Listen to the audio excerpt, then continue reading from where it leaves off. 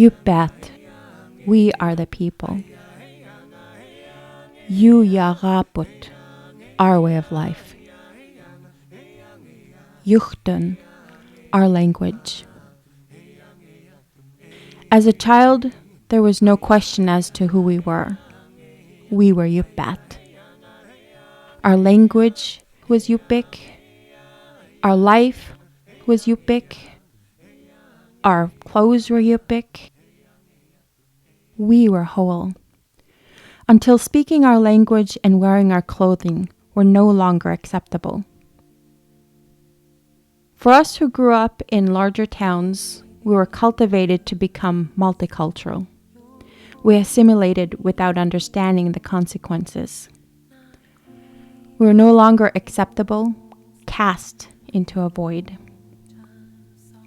People with no true culture. Yupek, but not really Yupek. Gasak, but not really Gasak. Just another citizen of the melting pot of America.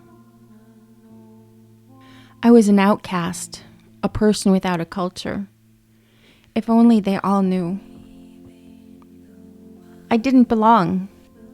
Rejected and unwanted, I became a wanderer. On a journey, I was asked about my culture. Full of shame, I could not answer. I did not know. When I was still adrift, my mother reached out to me, prompted perhaps by the many questions I had been asking. I think she knew I was ready to be free of the bondage I had been in for years. At the time, I was living in Sweden. My parents made the long journey. Among all of our closest friends, my mother gathered us to tell about our people and our cultural traditions and beliefs. She then asked me to open a bag that was on the floor and take out the content. I could see the care and anticipation in my dad's eyes.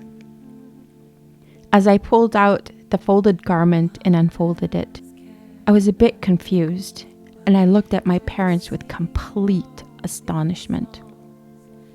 My mother told me to put it on. What they had given me was my very own parka in my mother's father's family design.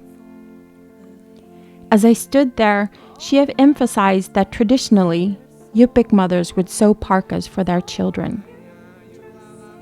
That day, I stood there embraced in my history, my people, and my identity. Today, I am sewing a parka, a very special parka that will be given to my oldest daughter. We are Yupik.